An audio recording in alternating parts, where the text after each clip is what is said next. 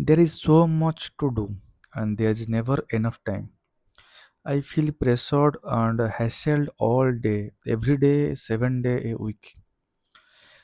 I have attended time management seminars and I have tried half a dozen different planning systems.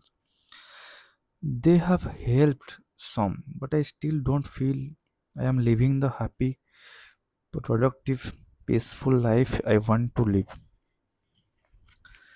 I want to teach my children the value of work, but to get them to do anything, I have to surprise, I have to supervise every move and put up with complaining every step of the way. It is so much easier to do it myself. Why can't children do their work cheerfully and without being reminded? I am busy, really busy. But sometimes I wonder if what I am doing will make any difference in the long run. I would really like to think there was meaning in my life. That somehow things were different because I was here.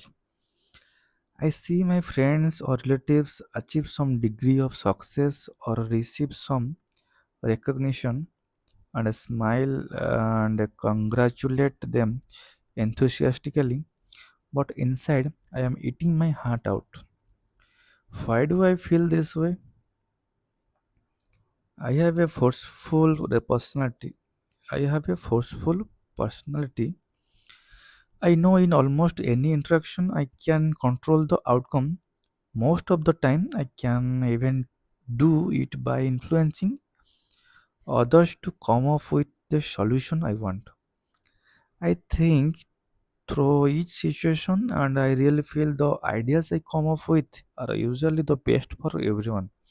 But I feel uneasy.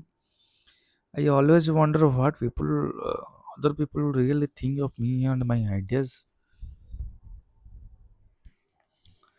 My marriage has gone flat. We don't fight for or anything. We just don't love each other anymore.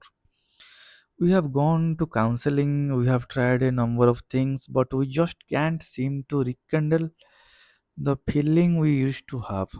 There are deep problems, painful problems, problems that quick fix approaches can't solve. A few years ago, my wife Chandra and I were struggling with this kind of concern. One of our sons was having a very difficult time in school. He was doing poorly academically. He did not even know how to follow the instructions on the tests, let alone do well on them. Socially, he was immature, often embracing those closest to him. Athletically, he was small, skinny, and uncoordinated, swinging his baseball bat. For example, almost before the ball was even pitched, other would laugh at him. Sandra and I were consumed with a desire to help him, a desire to help him. We feel that if success were important in any area of life, it was supremely important in our role as parents. So we worked on our attitudes and behavior toward him, and we tried to work on his. We attempted to psych him off using positive mental attitude techniques. Come on, Sean, you can do it. We know you can. But your hands a little higher on the bat. Keep your eye on the ball. Don't swing till the don't swing till it gets close to you. And if he did a little better, we'll go to great lengths to reinforce him. That's good, son. Keep it off. Okay. When others laughed, we reprimanded them. Leave him alone. Get a fish back. He's just learning.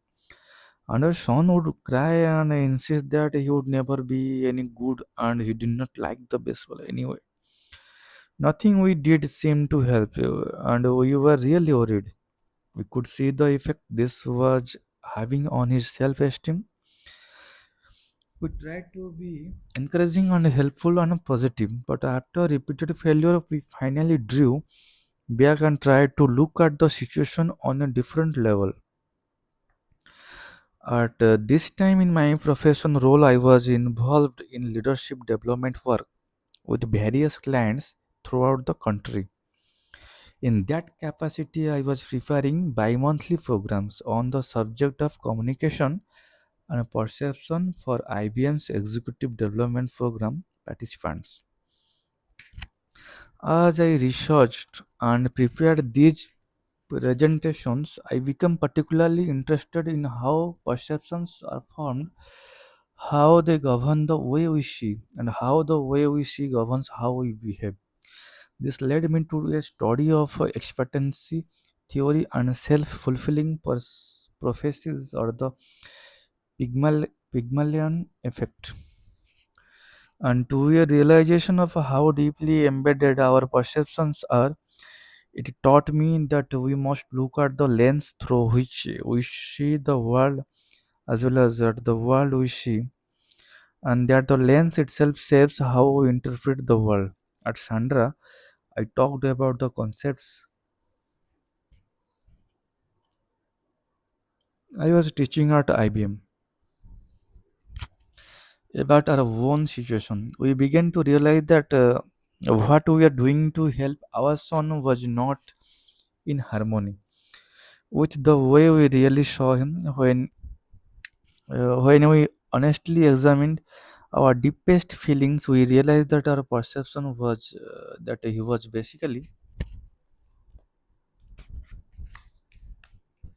inadequate, somehow behind. No matter how much we worked on our attitude and behavior, our efforts were ineffective because despite our actions and words, what we really communicated to him was, you were not capable, you had to be protected. We began to realize that if we wanted to change the situation, we first had to change ourselves, and to change them ourselves effectively, we first had to change our perceptions. Okay, thank you.